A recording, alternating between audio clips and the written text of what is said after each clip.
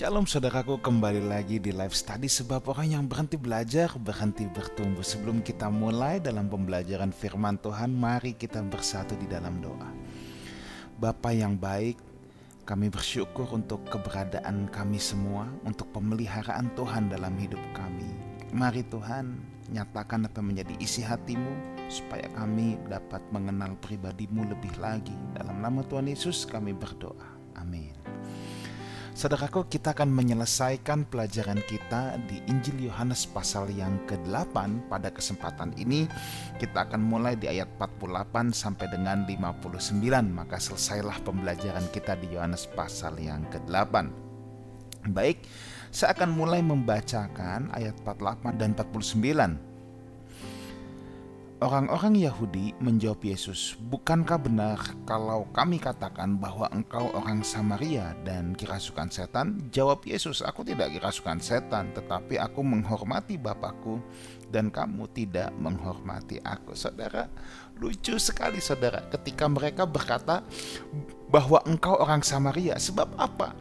Di pasal-pasal sebelumnya yang sudah kita pelajari, mereka tahu persis dari mana Yesus berasal, siapa papanya, mamanya. Mereka tahu persis bahwa Yesus bukan orang Samaria.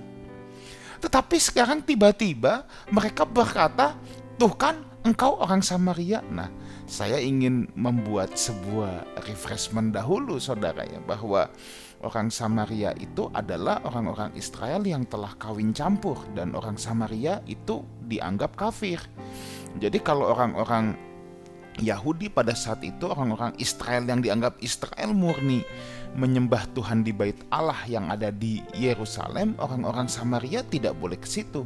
Orang-orang Samaria membuat mesbahnya sendiri. Mereka menyembah Elohim Yahweh juga, tetapi di Gunung Gerizim, saudara. Ya, bukan di bait Allah yang ada di Yerusalem.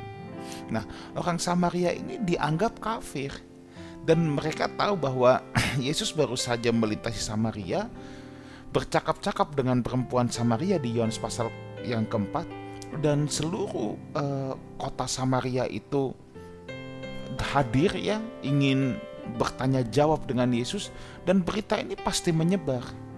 Dan orang-orang Yahudi asli pada saat itu pasti kesel juga dengan Yesus. Dia kok malah bercakap-cakap dengan orang kafir. Kira-kira seperti itu saudara. Nah, itulah sebabnya sekarang ketika mereka sudah melihat bagaimana Yesus melakukan mujizat menyembuhkan banyak orang, mereka ingin mencari kesalahan Yesus tetapi tidak bisa. Maka mulai lihat, orang yang mau mencari-cari kesalahan tetapi tidak bisa, ujung-ujungnya itu ada dua hal. Yang pertama, menyerang pribadi saudara ya. Menyerang pribadi, menyerang identitas. Yang kedua, ngarang-ngarang cerita saudara. Berusaha menyerang identitas dulu, masih nggak bisa, akan ngarang-ngarang cerita. Ini yang dilakukan ya. Makanya kadangkala saudara jangan aneh kalau ada anak-anak Tuhan yang takut akan Tuhan, misalnya duduk di pemerintahan, hidupnya bersih, ujung-ujungnya yang diserang apa? Agama, ya, ras. Ini yang diserang identitas, karena dicari kesalahannya tidak ada. Nah, pola ini sudah ada dari zaman dulu, saudara. Ya. Kalau saudara hidup bersih, ya, tapi orang tetap nggak suka dengan kita, coba lihat nanti yang akan diserang identitas. Nah, dalam hal ini Yesus bukan orang Samaria, maka kalau identitas saja tidak bisa diserang, maka yang kedua, ngarang-ngarang cerita. Mereka mengarang-ngarang cerita bilang Yesus orang Samaria, dan dikasih bumbu kerasukan setan tuh ya. Padahal yang kerasukan setan itu mereka. Sebab di ayat sebelumnya di Yohanes pasal 8, Yesus menyatakan iblislah yang menjadi bapakmu kan. Ini di pelajaran minggu lalu saudara. Sekarang Yesus yang kembali dituding bahwa Yesus kerasukan setan. Nah, tetapi Yesus menjawab, "Aku tidak kerasukan setan, tetapi aku menghormati Bapakku dan kamu tidak menghormati aku." Coba lihat jawaban Yesus di sini ya. Tegas dan sopan. "Aku tidak kerasukan setan." Saya jadi teringat di Kisah Rasul 26 ya, ketika di hadapan Festus Paulus dituding sebagai orang gila, dan Paulus pun juga berkata, aku bukan orang gila. Udah. Jadi kalau orang menyerang pribadi kita, kita jangan mau identitas kita diberikan oleh orang lain. Kita juga nggak perlu jadi temperamental, nggak perlu jadi emosional. Kita cukup membantah satu kali, aku bukan itu, identitasku bukan itu. Orang boleh menyerang identitas kita, saudara, ya. Tetapi kita tidak boleh terpengaruh dengan serangan orang. Orang boleh mengarang-arang cerita tentang kita. Tapi kalau itu bukan kita, santai aja, saudara. Santai aja. Misalnya saudara dibilang kamu pengkhianat. Kalau saudara merasa saudara bukan pengkhianat dan saudara tidak berkhianat, ya tinggal berkata, aku bukan pengkhianat. Selesai. Nggak perlu ada klarifikasi lanjutan atau lain sebagainya. Nah, kita belajar dari Tuhan Yesus, saudara, ya. Kita cukup berjalan lurus. Kita tidak perlu menghiraukan apa yang orang katakan tentang diri kita kalau itu hanya cerita-cerita buatan atau dari orang-orang yang tidak suka sama kita karena kita mengerjakan kebenaran. Belajar dari Yesus, dia cukup berkata, aku tidak kerasukan setan. Nah, justru Yesus memperkuat dengan statement, tetapi aku menghormati Bapakku dan kamu tidak menghormati aku. Yesus tahu persis bahwa orang-orang itu tidak menghormati pribadinya. Saudara, kalau mau jujur, kita tahu, kita bisa merasakan ketika kita berbicara kepada seseorang, apakah seseorang itu respect atau tidak dengan kita. Kita pasti bisa merasakan itu, saudara. Itu bukan hal yang harus diomongin, tetapi kita bisa merasakan. Nah, PR buat kita adalah, ayo kita harus perlakukan semua orang dengan respect, saudara, ya. Respect kita itu bukan karena apa-apa. Respect kita itu karena semua jiwa berharga di hadapan Tuhan. Nah, dalam hal ini Yesus tahu persis orang-orang Yahudi itu tidak respect dengan dirinya. Tetapi Yesus memberikan satu statement yang luar biasa. Aku menghormati Bapakku dan kamu tidak menghormati aku. Ya nggak apa-apa juga, kata Yesus. Kamu nggak menghormati aku nggak apa-apa. Yang penting aku menghormati Bapakku. Ayat 50. Tetapi aku tidak mencari hormat bagiku. Ada satu yang mencarinya dan dia juga yang menghakimi. Nah, Yesus menegaskan di sini, saudara. Kamu kan tidak menghormati aku, nggak apa-apa. Aku juga nggak cari hormat untuk diriku sendiri. Tapi Bapakku, ya, dia itu yang akan memberikan kemuliaan kepadaku. Bapakku harus dihormati dan Bapakku yang akan menyerahkan kepadaku kuasa untuk menghakimi. Itu sebabnya Yesus di ayat 51, kalau saudara lihat, aku berkata kepadamu, sesungguhnya barang siapa menuruti firman-Ku, ia tidak akan mengalami maut sampai selama-lamanya. Nah, tadi di ayat sebelumnya kan ada satu yang mencarinya dan dia juga yang menghakimi. Nah, Yesus ini sedang bicara bagaimana Bapa menyerahkan kuasa itu kepada dirinya. Dirinya berhak untuk menghakimi.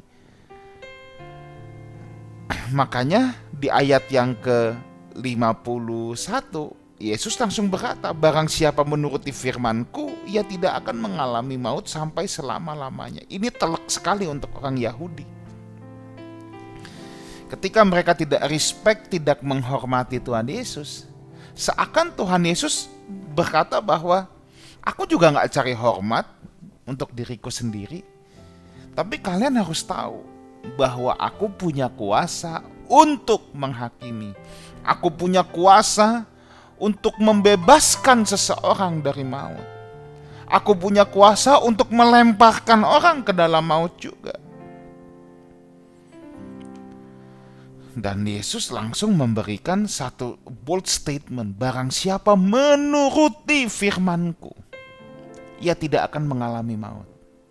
Dia bisa membebaskan orang dari maut, tapi dia harus menuruti firman-Ku, kata Yesus. Dengan lain kata, kamu tidak mau menghormati aku tidak cari hormat.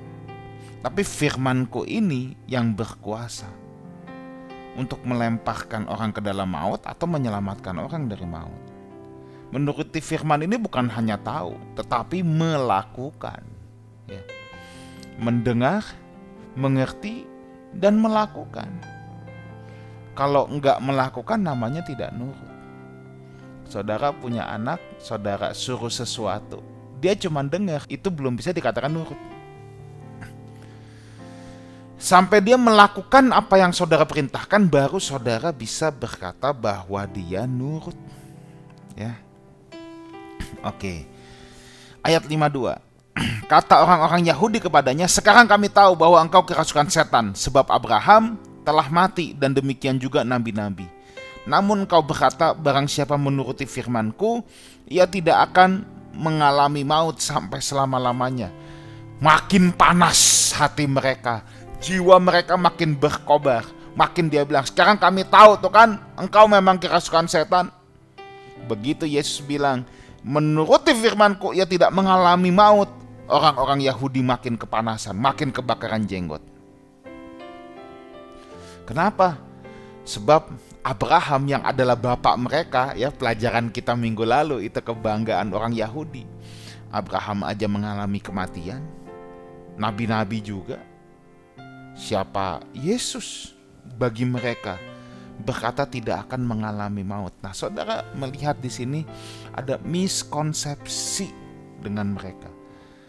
Mereka berpikir Yesus sedang bicara tentang kekekalan di umur hidup hari ini atau di bumi ini. Mereka tidak mengerti apa yang Yesus maksudkan maut di sini. Maut itu bukan kematian tubuh. Maut itu sebuah kondisi keterpisahan dengan Tuhan sampai selama-lamanya. Mereka disconnected dengan apa yang Tuhan katakan. Mereka nggak nyambung, saudara. Kenapa mereka nggak nyambung? Karena mereka nggak pernah mau belajar, tidak mau menghormati Tuhan Yesus, tidak respect sama Tuhan Yesus.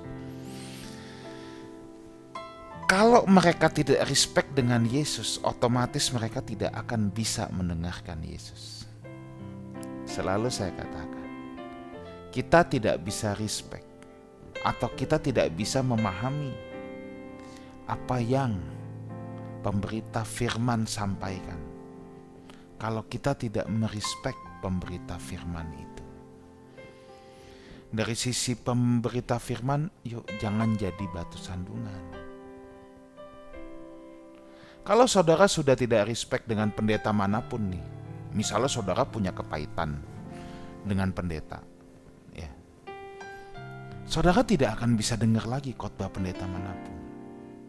Selalu yang ada dalam benak kita adalah pasti opposite spirit, roh yang berlawanan. Kita akan mencurigai semua orang. Kita akan sulit respect, sulit memahami, dan tidak akan pernah bisa mendengarkan apa yang hamba Tuhan itu katakan. Itu sebabnya saudaraku ya, kita jangan sampai punya kekecewaan. Saya paham kalau ada hamba-hamba Tuhan yang sayang sekali harusnya jadi teladan, akhirnya menjadi batu sandungan. Tetapi kita umat Tuhan jangan pukul rata semuanya. Ketika kita tidak bisa respect lagi terhadap hamba Tuhan yang betul-betul baik, yang betul-betul hidupnya sesuai firman dan memberitakan firman, maka kita yang kehilangan berkatnya. Karena kita udah pukul rata semua orang sama. Nah, ini orang-orang Yahudi saat itu kan begitu. Dia udah gak respect sama Yesus, makanya gak akan ngerti. Mau Yesus ngomong apapun mereka kagak ngerti.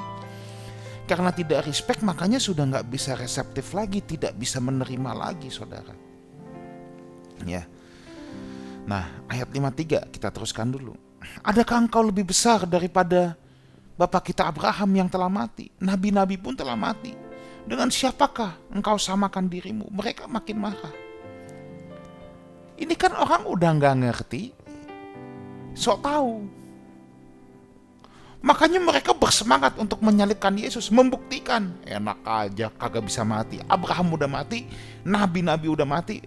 Nih, kamu kita bunuh nanti. Tuh dia. Dia tidak ngerti, saudara, apa yang Yesus maksudkan maut. Makanya mereka sangat bernafsu untuk membunuh Yesus. Ingin membuktikan, oh kata kamu tidak akan mengalami maut. Oke, sekarang lu yang ngomong, gua bunuh duluan. Kan gitu. Ya.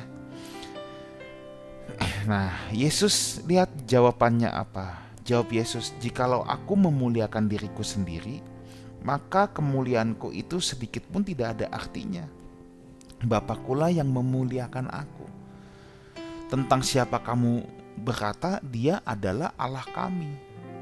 Padahal kamu tidak mengenal dia, tetapi aku mengenal dia. Dan jika aku berkata aku tidak mengenal dia, maka aku adalah pendusta. Sama seperti kamu tukang bohong. Tetapi aku mengenal dia dan aku menuruti firman-Nya.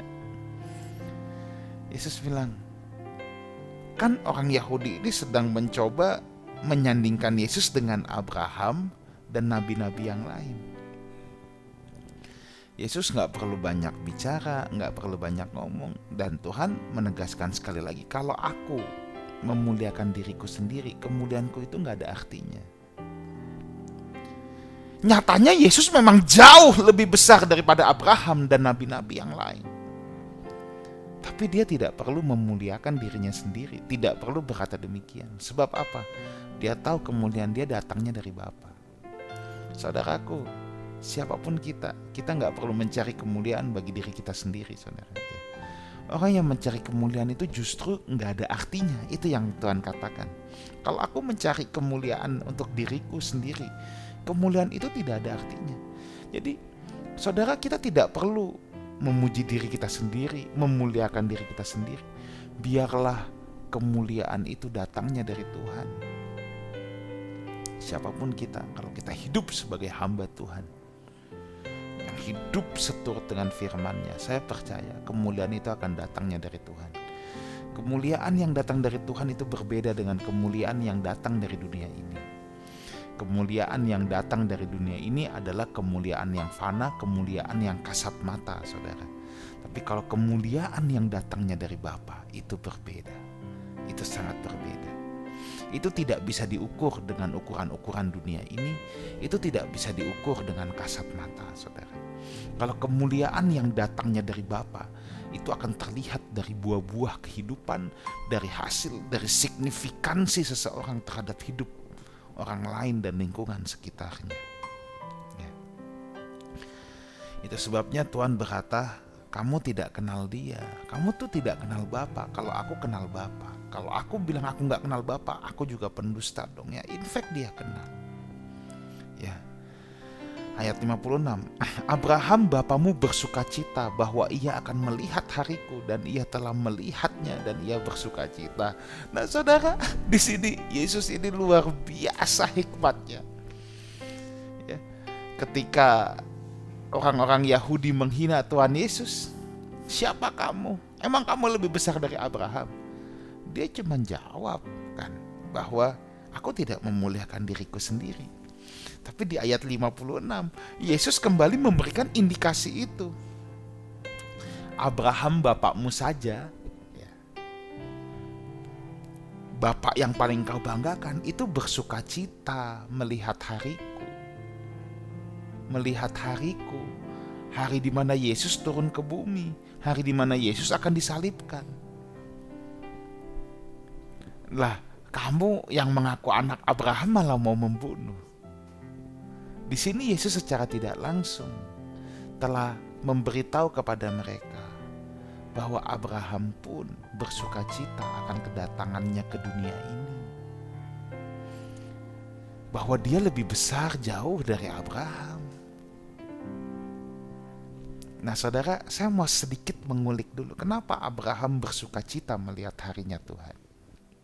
Ingat, orang-orang dalam perjanjian lama, orang-orang benar dalam perjanjian lama, itu tidur dalam debu. Ya, itu di dunia orang mati sebagai tawanan. Ketika Yesus mati, ia memproklamirkan Injil. Orang-orang benar perjanjian lama dibawa oleh Tuhan ke Firdaus, ke ruang tunggu. Dan orang pertama yang masuk Firdaus adalah penjahat yang di samping Tuhan Yesus yang mengakui dia anak Allah, di mana Tuhan Yesus berkata, sesungguhnya engkau hari ini juga bersama-sama aku di Firdaus. Itu orang yang pertama. Lalu nanti waktu kita belajar kitab Petrus, kita akan melihat Yesus turun ke dunia orang mati memproklamirkan. Nah, orang-orang benar perjanjian lama ini tahu bahwa mereka akan dibebaskan dan akan dibawa ke tempat ruang tunggu yang nyaman untuk satu hari kelak bersama Tuhan Yesus dengan beribu-ribu orang kudus lainnya datang menjemput kita yang masih hidup. Kalau saudara dan saya masih hidup pada saat kedatangan Tuhan. Makanya Abraham sangat bersuka cita melihat harinya Tuhan. Sebab itulah hari pembebasan. Selama ini orang-orang benar ada dalam tawanan, saudara. Tidur dalam debu, kata kitab Ibrani 12. Tetapi pada harinya Tuhan datang ke dunia ini, mati di kayu salib, turun ke dunia orang mati, memproklamirkan Injil, membebaskan para tawanan. Itu sebabnya orang-orang benar termasuk Abraham bersuka cita melihat hariku. Oke, ayat 57. Maka kata orang-orang Yahudi itu kepadanya, umurmu belum sampai 50. Ya iya, baru 30 plus sedikit. Dan engkau telah melihat Abraham. Makin gak nyambung, saudara ya. Udah, emang kalau udah tolalit ya tolalit, saudara. Udah gak nyambung ya makin gak nyambung, kata Yesus kepada mereka. Nah, di sini Yesus makin terang-terangan. Sesungguhnya sebelum Abraham jadi, aku telah ada. Yesus ini menyatakan dirinya, akulah Mesias, anak Allah yang hidup. Aku ini sudah ada sebelum dunia ini ada. Bahkan bukan hanya sebelum Abraham ada, sebelum dunia ini ada. Preeksistensinya sebagai anak Allah, sebagai Allah anak, saudara ya, dia sudah ada. Apa reaksi orang Yahudi? Ayat yang terakhir. Lalu mereka mengambil batu dan melempari dia, tetapi Yesus menghilang dan meninggalkan bait Allah. Saudara, ada beberapa hal yang kita bisa pelajari di sini. Yang pertama, respon kita terhadap kebenaran. Orang Yahudi ketika mendengar kebenaran, respon dia adalah menolak. Orang yang menolak kebenaran pasti akan menganiaya kebenaran. Tetapi kita bisa punya respon yang kedua, menerima kebenaran itu. Orang yang menerima kebenaran akan menghormati kebenaran dan menghidupi kebenaran itu. Nah, sekarang kita mau yang mana, saudara? Kalau kita menolak kebenaran secara tidak langsung, kita pasti juga akan menganiaya kebenaran. Kalau kita tahu sebuah kesalahan, sebuah dosa untuk tidak dilakukan, tetapi kita menolaknya dan kita tetap mau melakukannya, kita menolak kebenaran dan kita tetap mau melakukannya, saya pastikan kita akan menganiaya kebenaran itu. Tetapi kita punya pilihan yang kedua.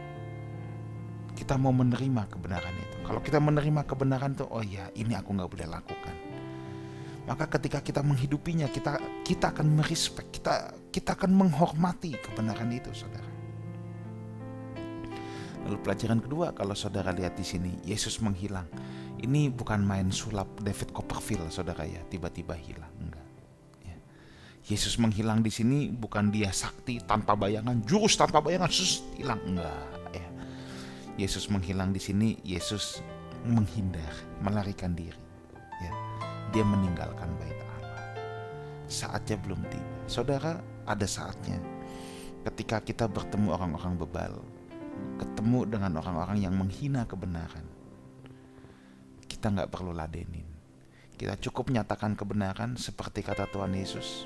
Ia nyatakan kebenaran, tetap tidak mau diterima, ya sudah, bye-bye. Dia tinggalkan itu. Tidak selamanya kita harus melawan, saudara ya. Ada saatnya kita harus meninggalkan. Biarlah mereka tenggelam dalam kebodohannya. Kiranya kebenaran firman Tuhan pada kesempatan ini memberkati kita semua. Mari kita bersatu dalam doa. Tuhan Yesus, kami berdoa supaya ada anugerah-Mu untuk menuntun kami, untuk kami boleh senantiasa respect dengan kebenaran, untuk kami boleh senantiasa menghormati kebenaran dan menuruti segala jalan-jalan-Mu. Terima kasih, dalam nama Tuhan Yesus kami berdoa. Amin. Saudaraku, sampai jumpa di live study minggu depan. Saya juga mengharapkan sekali kehadiran saudara di Uang Plaza lantai 2 Lifehouse Community. Ibadah Sunday Service kita hari Minggu jam 10. Ada untuk anak remaja juga, dan ada juga untuk anak-anak sekolah minggu. Kiranya kita bisa berjumpa tatap muka di Lifehouse Community Uang Plaza lantai 2, Jalan Panjang, Kedoya Utara, Jakarta Barat. Kiranya Tuhan Yesus menyertai kita semua. Sampai jumpa di live study minggu depan. Orang yang berhenti belajar, berhenti bertumbuh. Haleluya.